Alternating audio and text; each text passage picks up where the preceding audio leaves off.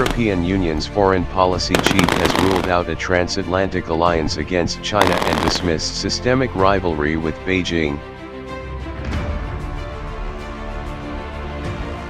Just hours before he is due to talk to his U.S. counterpart, EU High Representative for Foreign Affairs Josep Borrell called for a big, positive agenda for EU-China cooperation on Sunday, just a day before he and the 27 foreign ministers from the bloc are expected to have a video conference with U.S. Secretary of State Mike Pompeo.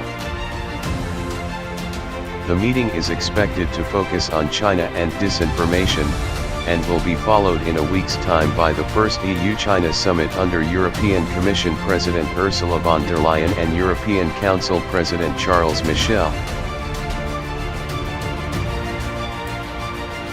The two EU chiefs will meet Chinese Premier Li Keqiang, with the discussions expected to focus on market access. In a post on his official site on Sunday, Borrell said the EU would not pick a side in the US-China conflict, adding that the European style of diplomacy focused on multilateralism and cooperation. Amid US-China tensions as the main axis of global politics, the pressure to choose sides is increasing, he said. We as Europeans have to do it my way, with all the challenges this brings.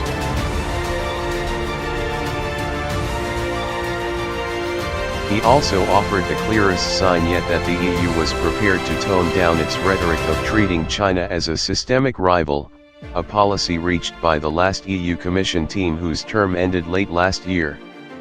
Our relations with China are unavoidably complex and multifaceted, Borrell said. The words systemic rival have drawn a lot of attention, maybe more for the rival than the systemic part of the expression.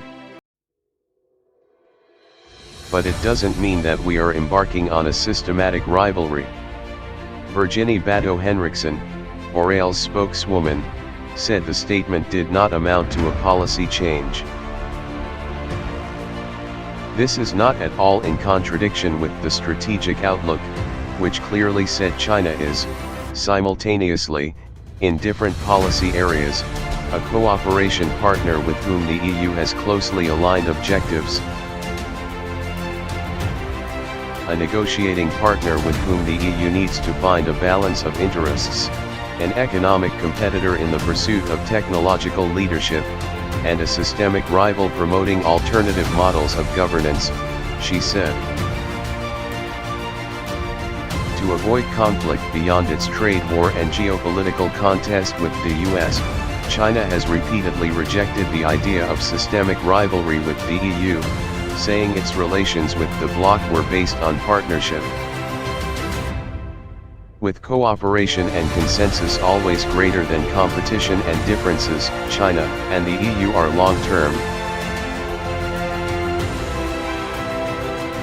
comprehensive, strategic partners, Chinese Foreign Minister Wang Yi told Borrell in a meeting last week. Borrell's post echoed this view, promising a big, positive agenda for EU-China cooperation. China is playing an ever-growing role in global politics,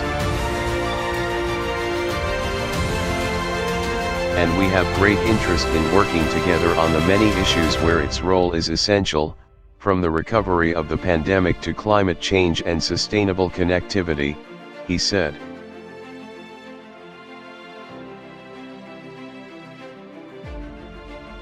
While there had been few results from the EU's push for China to open up its market further, Borrell said this was an area where good faith negotiations can produce good outcomes for both sides.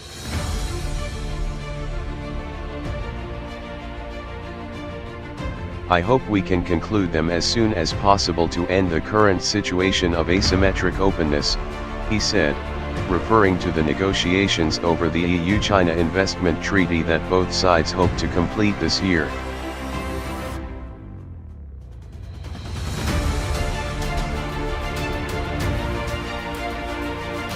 While the EU and the US share similar concerns about China's state-controlled economy, the bloc has rejected calls to hew closer to Washington's path.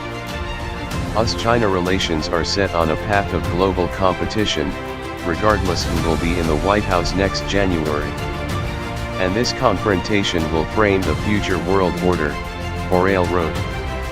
He said the transatlantic relationship remained vital for Europe, the values we share form its bedrock, but it was strained by US President Donald Trump, whose administration has taken unilateral decisions with which we do not always agree. The European way for sure includes working with like-minded to keep the multilateral system as a space for cooperation, even if great powers use it increasingly as a battleground, he said. We must uphold and defend our own interests and values. We must use as a compass not the expectations or pressures from outsiders, but what we as the EU want and need. But this was not always easy. It is no secret that the 27 member states have differing views on how to best approach this. Some push for alignment, others for equidistance, he said.